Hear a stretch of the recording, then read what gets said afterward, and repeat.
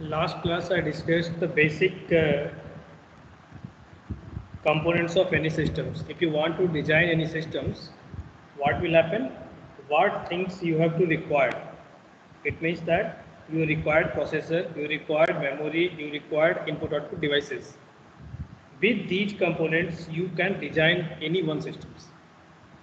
Okay. Now you have to understand that what architectures is available inside the processor. So today we will discuss that 8085 microprocessor unit. What is the architectures of 8085? Okay. So for that you have to know about that this 8085 microprocessor is of 8-bit processor. The first point you have to remember it is of 8-bit processor. Now this processor consists of several components. Like how can you design a 8085 systems? Since it is already designed, so you have to study in that architectures which components is present on that. So if you are buying that 8085 ICs, okay, this is the rectangular ICs. In this IC, there are 40 pins are there. In 40 pins, you can see in these architectures. Let us consider if I put it into the block diagrams. Let us consider this is the one ICs. With these ICs, there are several pins outside and inside. Both pins are required. Both pins are showing that, and these different pins you have a several meanings. Okay, so when I am discussing the pins and signals, then I will discuss these components, these pins, and these pins. So whatever the pins are required, what is the outer part of the architectures, we will discuss in the next topic. Okay. In this topic, we are discussing what is inside the processor. Now you can see that there are two types of arrows available here. Correct? See, one is inward and another one is outward. What is the meaning of this inward and outward? Like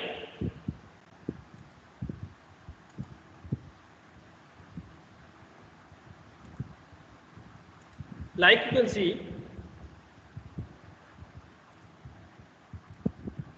this is the pins which is of inward. What is the meaning of this pin? So this pin indicates that some information is coming to the processor from any other sources. Okay, so inwards arrow represents that the data reaching to the processor. Same way, the outwards arrow indicates that this processor sends some information to the other devices. So everywhere you can see like that, inward and outward directions. Now in between also you can see that some arrow is one way and some arrow is two way. So this is called unidirectional and this is called bidirectional. So unidirectional means it will goes from one place to another place, but it cannot return back. Same if it is bidirectional, it means that the data will be moving from here to here and also here to here. Okay, so now this system consists of three different buses. First is 8-bit internal data bus, second is address bus, and third is control bus.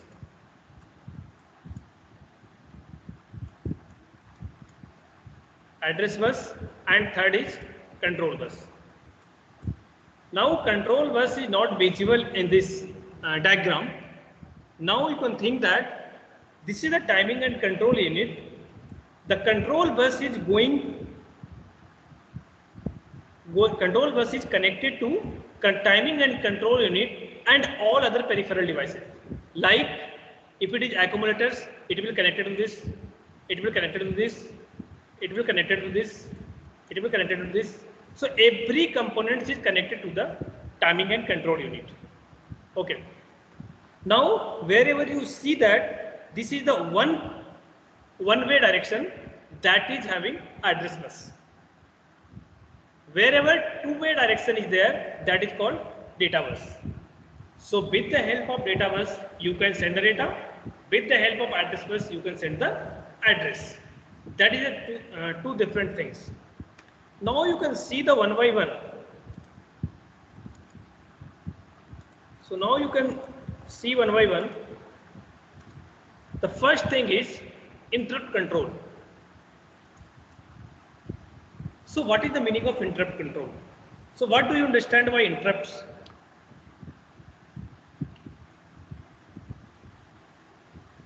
Anyone can tell the answer? Sir खाली normal interrupt का मतलब पूछ रहे हैं sir? Yes sir interrupt sir बांधा sir हैं? Sir बांधाएं sir बाधाएं. Yes sir. Okay. So now you can see that interrupt means disturbance. Let us consider I am teaching here. HOD sir came and told something. So at that point of view, I am disturbed. So that HOD sir is behaving like an interrupt. Okay. So it is interrupt control. So this unit will control the interrupts. So now how many interrupts are available in 8085? The question is this. So see that there are two types of interrupts. One is called hardware interrupts and another is called software interrupts. Correct? So now hardware interrupts, there are totally 5 hardware interrupts are present in the 8085. One is trap, RST 7.5, RST 6.5, RST 5.5 and INTR.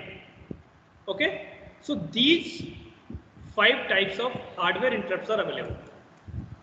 Now this also supports some software interrupts, that is counted as RST 0, RST 1 to RST 7. So totally 8 software interrupts are supporting by the 8085 processor. Okay, so detail I will discuss in the pin diagrams ki what is the use of which interrupts. So what is the meaning of RST? RST indicates that it is restarting. Let us consider RST, let us consider it is written there RST 5.5. So RST 5.5, when you provide the interrupt as a RST 5.5, so RST 5.5 having some fixed location. It is storing some address. That address, microprocessor will reach at that address and starts executing the programs. So in this way, you can fix any interrupts. So that is a one part, hardware interrupt and software interrupt. There are another part, you can tell that one is maskable interrupt, another is non-maskable interrupt. Okay, so what is the maskable interrupts and what is the non-maskable interrupts? So maskable interrupts, you can modify. There are 2 types of interrupts. One is you can modify, another one you can't modify. It means that let us consider, you can consider for mobile phones. For mobile phones, there are 2 cases I am discussing. One is call, another is message. Okay, let us consider there are 2 types of interrupt will occur to the mobile cell phone. So what will happen? Which interrupt will execute? The call interrupt will be executed first, then it will execute the message. Correct? So maskable interrupts, you can change, you can modify the interrupts. But non-maskable interrupts, you cannot able to modify or disable these interrupts. That type of interrupts is called non-maskable interrupts. So two things, maskable interrupts and non-maskable interrupts. Okay, maskable you can disable or you can modify it, but non-maskable you cannot able to modify or you cannot disable it. Okay, so in this case trap is only non-maskable, rest of the interrupts are maskable interrupts. Okay, when again if you want to classify, it will come to the vector interrupts, non-vector interrupts, like that. Okay, so this interrupt control is getting clear. So now you come to the serial input control. Now you can see that if you providing a task to the processor will execute the task, but how can you send the data to the processor from the processor to the other devices? How it will be possible? So for that purpose, there are serial input control, output control is there. So this block diagram defines that at the which particular time you can send the data or at which point of time you can receive the data. So that is called SID, serial input data, and SOD is called serial output data. So serial input data is responsible for taking the data from other devices to the processor, and SOD is serial output data that is responsible for after executing the process or task, you can send the data to the other devices. Okay, so now this is the 8-bit internal bus. With the help of internal bus, you can send the data, so everything is connected with this internal bus. So anytime you have to, if you want to move the data from one place to another place, you need the data bus. Okay. Now comes to the first block diagram, is called accumulator. I already discussed that what is accumulators. Tell me that what is accumulator?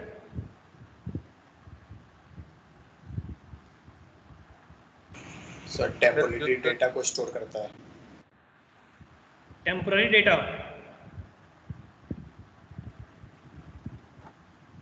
Sir accumulator sir आपका sir result store करता है और sir बार-बार sir ताकि yes, if you process the data, if you process the any task, after processing the task you can get some result.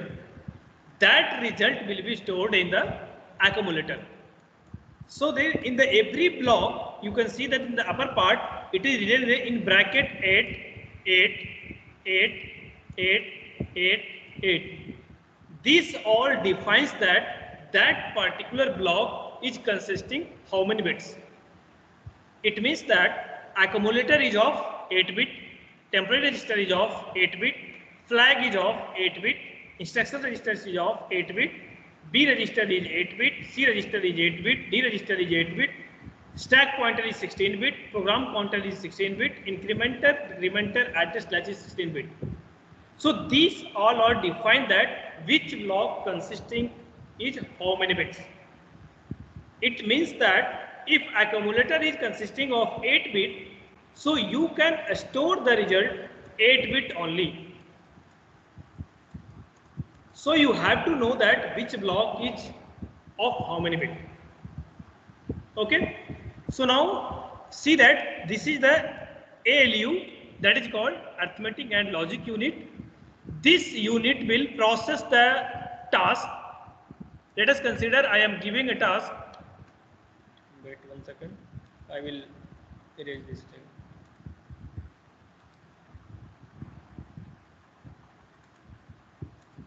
Now you can see this is the ALU. It will execute the task. Let us consider I am given a task 2 into 3. Okay. So in 2 into 3, after processing the 2 into 3, it will give the result 6, that 6 will be stored in the accumulator. Correct? And at the same time, if you want to send this data into the some memory location, then you can either you can send by this or you can send by this. If you will, if you want to choose anyone. Okay. Now, what is temporary registers? Now you can see that when the ALU performs the operation, let us consider 2 into 3 it will performing. So first what he will do? He will do 2 plus 2. So if you will 2 plus 2, then it is comes 4, where 4 is stored. So this 4 is stored in temporary registers. After that, again he will take the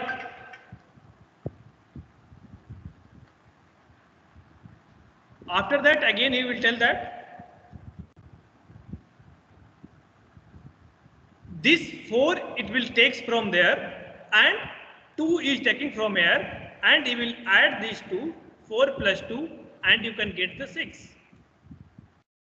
So in this way, this is the temporary register will be used. If in between, see that there is no requirement of storing data 4, since I don't bother about 4. So what will happen? If you are not bothering about 4, then what you will do? You can just do that. This 4 will be stored in temporary register, so that I am not able to see that what operation will be doing by the ALU. Just I want to know that what is the result. So मेरा क्या मतलब है? मेरा सिर्फ 6 से मतलब है, 4 से मतलब नहीं है. So 4 से मतलब नहीं है, इसीलिए क्या हुआ, 4 जो टेम्परेरी रजिस्टर्स में रहेगा, फिर जाके वो ऐड करेगा, उसके बाद रिजल्ट देगा. That result will be stored in the accumulator.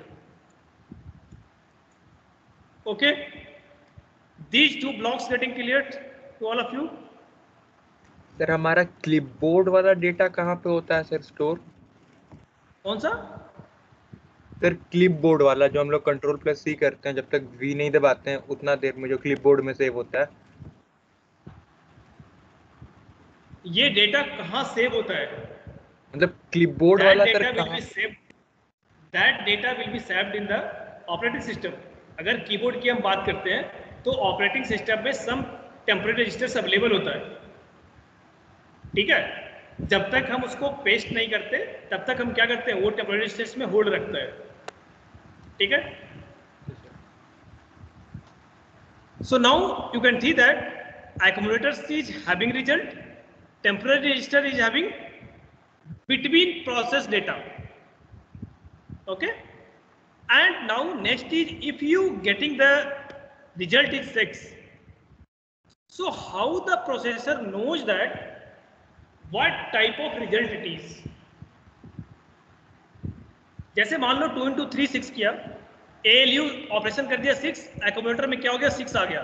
लेकिन हमें ये नहीं पता कि ये जो 6 है वो किस टाइप की डेटा है. What is the meaning of type of data? It means either it is signed number or unsigned number. It is parity odd, parity even.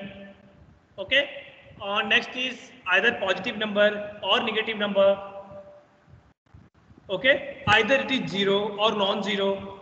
So this type of analysis you have to do. So whenever you are storing, when you are getting the result in accumulator, from there you can analyze the data and you can get the some information to the processor by the flags. So with the help of flags, what you have to do? With the help of flags, we can tell that either it is positive number or negative number, it is 0 number or it is non-zero number. So this type of information you are getting from this flag. Everyone knows that if you want to design the memory, okay, the basic unit of memory is flip-flop. How many types of flip-flops are there? I think all of you studied in DLD. Tell that. 4 तरह के होते हैं sir, JK, T, SR और D flip flop. Okay, so there are 4 types of flip-flop. Now, which types of flip-flop is used in memory and why?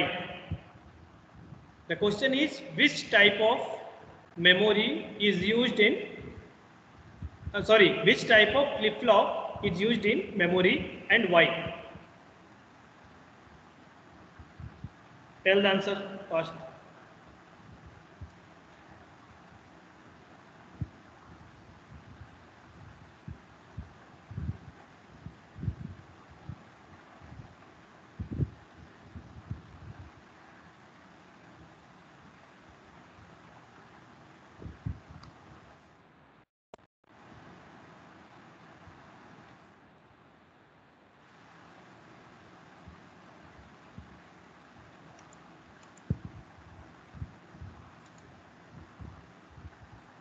Tell that.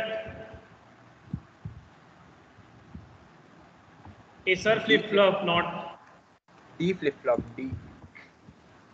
D flip-flop. Why? Sir उसका sir वो sir Okay, D flip-flop is used for the memory. Now you tell that why. Sir उसका sir जो sir उसका जो clock speed होती है ना sir, input और आउटपुट के बीच में कैप्चर करने में सर, वो सबसे शायद राइजिंग और फॉलिंग के बीच में, मतलब जो मैं क्लॉक स्पीड चाहिए वो डी फ्लिप फ्लॉप सबसे जल्दी राइज और फॉल करती है सर क्लॉक एज में sir, captured value of Q output के लिए। नॉट नो सॉरी, क्या फ्लिप फ्लॉप पढ़ लिया तुम लोग? कैसे काम चलेगा? चलो, होता क्या है, जेके सॉरी पहले एसआर, जेके, डी और T, these 4 types of there. Now you can think that SR and JK flip-flop is not used. Why? Since there are 2 inputs required. In SR flip-flop and JK flip-flop, there are 2 inputs required. That 2 inputs is used for storing 1-bit data.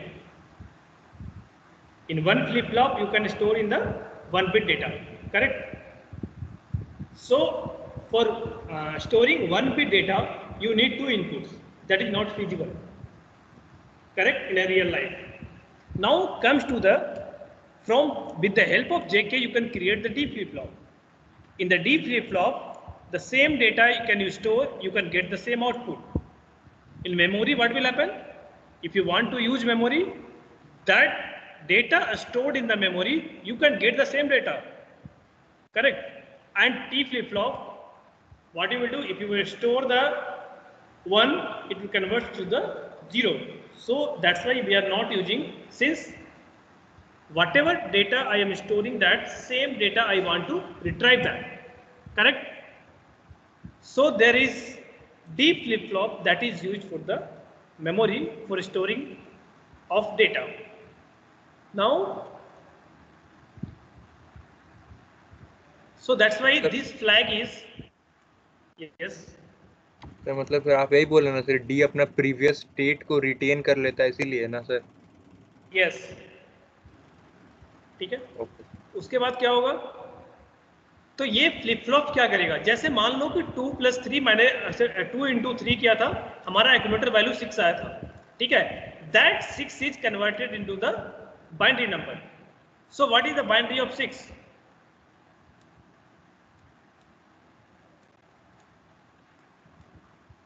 क्या होगा, मुझे binary number नहीं आता भाई, बता दो तुम लोग। 4 2 6,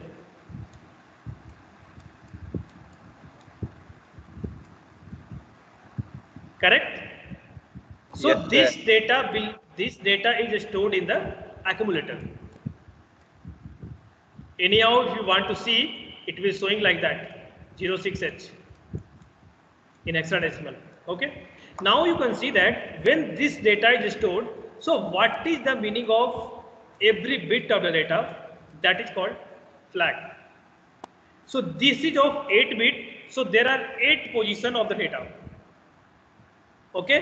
So we are indicating that the LSB is called D0. After that it is called D1. Then the last one is called D7. So from D0 to D7, that is of 8 bit. That 8 bit gives some status of the result. What it is showing that? It will show that in which bit which flag is there. So when I will discuss the flag, I will tell you that from denote bit, what is the used for denote bit, what is the used for D1, D3, D4, D7. Okay. So I will discuss later. So first you understand the meaning of this. Now come to the register part. So this is the register part. B, C, D, E, H, L. So there are 6 different types of registers are there. These registers is also temporary registers. You cannot able to store the data for a longer time. Or even you switch off the system, this data will be erased. Now you can see that these 6 registers B, C, D, E, H, L, each of individually 8-bit registers, and you can store the data of 8-bit. Now what will happen? If you want to use it as 16-bit, you can combine 2 registers. Like B and C you can combine. BC, that is called BC registers. D or E you can combine, it is called DE registers. H and L you can combine, you can call HL registers. HL registers. Okay. Either you can tell that BC pair registers, DE pair registers, or HL pair registers. This is the different namings. Now why you need to combine these 2 registers? Let us consider this this processor is of 8-bit. You have to process the 8-bit data. Let us consider you have to multiply, sorry, you have to add 2 16-bit numbers. Then what will happen? One is you can convert the data into 8-bit, and then you can add. But here some facilities are there. With the help of these 2 registers, you can combine this and you can directly write in the 16-bit registers. So if you store B of register 8-bit, C of register 8-bit, then if you combine that B plus C, so these 2 data will be combined and it will create the 16-bit registers. Now if you are combining 16-bit registers, C register is already lower byte, B register is higher byte, E register is lower byte, D register is higher byte, L register is lower byte, and H register is higher byte. Okay. So you can understand the combinations of these registers. What is the use of these registers? Now you come to the next point, is stack register.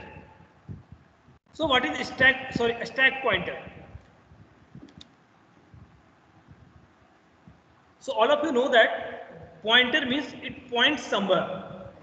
Okay, it points somewhere. So it means that it points to stack. What is stack? Stack is a type of memory. When you will see in the library, you go in the library, you can see the every slots having that some books are kept there. Okay, with that, what will happen? You can see that same type of memory is established there. जैसे library में books रखी रहती है, same type से slabs होता है memory का, और डेटा भी उसी तरीके से स्टोर होता है. ठीक है. तो स्टैक पॉइंटर क्या होता है? Stack pointer always points to the top of stack. अगर मान लो कि हमारे पास 10 ऊपर से नीचे तक रखा हुआ है, ठीक है, तो ऊपर से डेटा हमें रिट्राइव करना आसान होगा, ऊपर वाली बुक निकालनी आसान होगी रादर देन बिलो दैट. तो उसमें हम क्या करते हैं कि जब भी हम स्टैक पॉइंटर यूज करते हैं तो टॉप ऑफ स्टैक को इंडिकेट करता है, और टॉप ऑफ स्टैक में हम कुछ डेटा सेव करते हैं जो कि स्टैक पॉइंटर यूज करता है.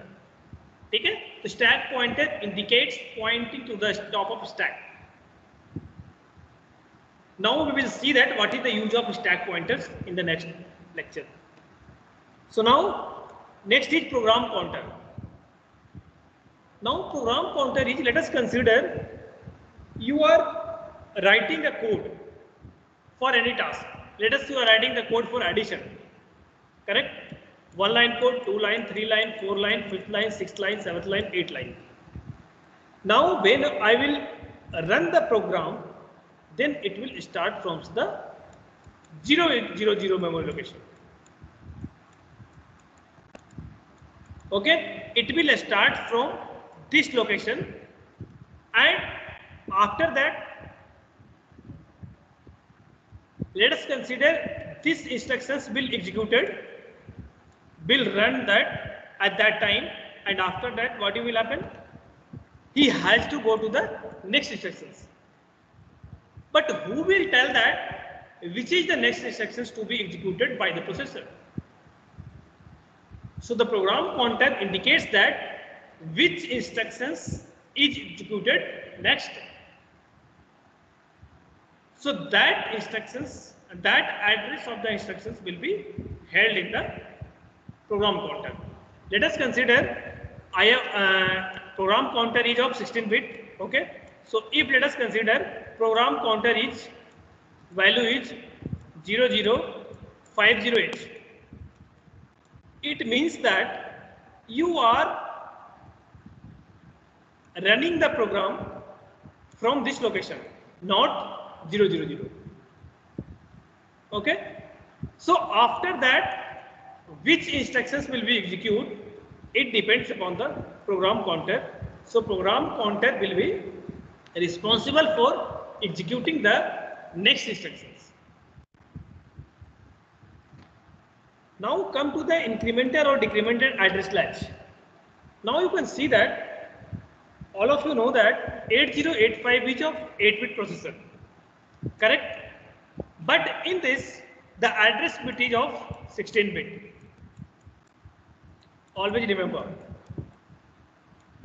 data bus is of 8-bit and address bus is of 16-bit. So now if address bus this processor is of 8-bit, so how can you generate the 16-bit from that 8-bit? Since at a time, see that memory का जो भी location होगा वो तुम्हारा हमेशा 16-bit होगा, ठीक है? तो मेमोरी की लोकेशंस के अगर हम इंडिकेट करेंगे तो 16-bit से करेंगे, that is address. So now the task is how can you create the 16-bit address since this processor is of 8-bit. So now you can see that there are two things, address buffer and address buffer. Now you can see that from AD0 to AD7, when I am discussing the pin, I will tell you in detail. So AD7 and AD0 is consisting of, let us you can see that. Okay, so AD7 and AD0. So this bit is responsible for the address bus or data bus both. It means that with the help of these pins, you can send the data or you can send the address. But from A8 to A5, it is only dedicated for the address. So now you can consider A5 to A8 from this side and A7 to A0 from this side. So if you combine that A0 to A7 and A8 to A15, you are getting the 16-bit address. Okay, so now what will happen next is when you are telling that address bus, sorry, data bus, then we are using that D0 to D7. इसका मतलब क्या होगा, ये जो AD0, AD7 से AD0 है वो दोनों तरह के काम करेगा, एड्रेस बस भी और डाटा बस भी. एड्रेस बस जब काम करेगा तो उसको हम बोलेंगे क्या, A0 to A7. अगर डेटा बस बिहेव करेगा तो उसको हम बोलेंगे D0 to D7. तो डेटा बेस तो हमारा 8-bit का है तो कोई प्रॉब्लम नहीं है, क्योंकि D0 to D7 we will use that. But the question is, how can you differentiate this AD7 to AD0? Is either it will work in an address bus or work as a data bus. For that purpose, we are using the incrementing or decrementing address latch. So these two addresses will be combined and then you can generate the 16 bus. So when it will work as a data bus and when it will work as an address bus, it will depends upon the ALE signal. That is called address latch enable signal, which is one pin is there. With the help of that pin, we will control that either it will work as a data bus or it will work as a address bus. Okay. So now next is timing and control unit. See that in timing and control unit, this is give to the proper time to the other peripherals so that he can execute any task. And also it controls the all of things. Let us consider I have a 10 different tasks. Who will responsible that when task will execute when? कब कौन सा task execute होगा, कौन responsible होगा? So this timing and control unit is responsible for the task which task will be executing next one. Okay, so this is the control signals, status signals, DMA. These things, these pins I will discuss in detail. Okay, so this is the power supply sections and this is X1 and X2 is called crystal oscillator. Whenever you are talking about the processor or controller, you have to provide the crystal, the frequency. For that frequencies, crystal oscillator is used always. And one is called instructions registers and instruction decoder and machine cycle encoder. See that when you are talking the assembly level language, 8085 has fixed number of instructions. If it is fixed number of instructions, then whenever writing the instructions, this instruction registers is responsible for the keeping the instructions. Let us consider I have written move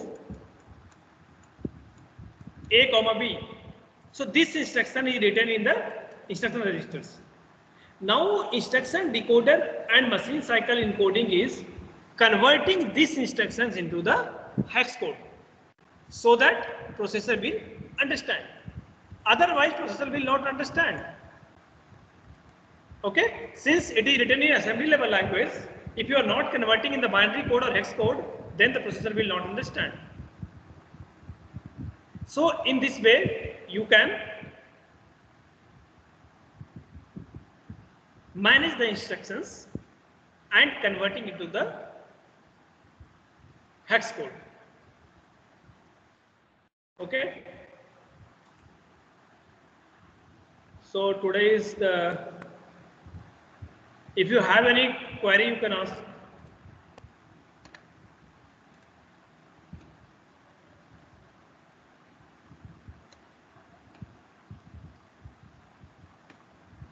If you have any query you can ask.